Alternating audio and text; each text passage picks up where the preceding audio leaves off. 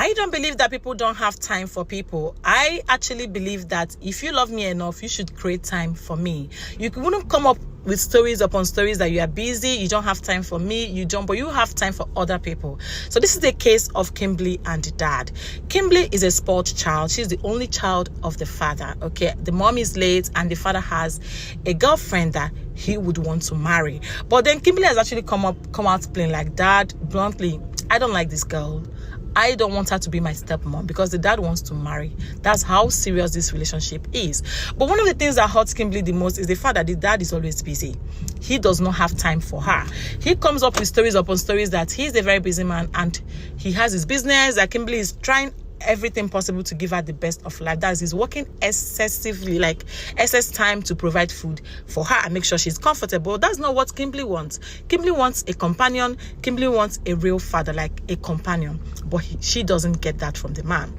So now, a quick one. Larry is a dispatch rider. He's a promising young guy that does dispatch things, as a living or for a living. So he was given a diamond jewelry to take to a client, and unfortunately, it got stolen by a man. And this, he thought it was just a small thing because it came in a small container. He didn't even know the worth of what he was asked to deliver to a client. So unfortunately for him, the owner of the stuff ganged up boys to come and beat him up and ask him to provide her diamond jewelry for her. While asked what was on the content, so Larry had to say, the owner of the jewelry told Larry that the thing cost about $10,800, which is equivalent to 10.8 million naira. So Larry was like, where on earth can I provide such money? That he is broke, he doesn't even have money at all. So back to the whole thing, Kimberly was saying Kimberly was saying she was on the sick bed, complaining bitterly that she's not feeling too well and she needed the dad to be there.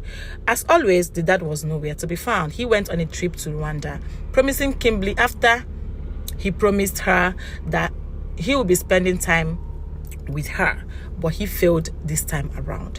So on the other hand, Larry wanted to escape because he feels that, he felt that there's no way he could pay for this money, that he was given 2 weeks to pay up. There was no way he could afford such money. And unfortunately for him, his mom was kept captive by the owner of the diamond ring. So the lady was like, if you don't provide this, your mommy will rot in jail, that she will make sure that she does not release the mom until she finds her diamond jewelries. So back to the whole story, Kimberly was saying she was down with sickness, she wasn't strong, and she has no one to call, she has no boyfriend, she has no friend, not even both male and female. She was just helpless. And as always, the dad came back, didn't have time for her. Even when the domestic help was trying to tell the dad that Kimberly is sick, the dad was like, please, I just want to rest, I don't want to hear anything. The next day, the dad was informed that Kimberly wasn't feeling well, and this guy came and still told Kimberly that he is going for a business trip to Rwanda, and that broke Kimberly so badly. Kimberly was like, why on earth did you tell me to come back to Nigeria? On the other hand, Larry's friend was advising him that you should better knack this woman. That's the only way you can make your money, even if you want to knack her for the rest of your life. Like, you guys understand what I mean? So you can be able to, switch sex for the diamond ring. I don't know if the woman will accept. So Kimberly's dad kept telling Kimberly that you have to stay at home. You don't need any friend. You don't need any male friend. You don't need any friends. But Kimberly did something that the dad would never be proud of.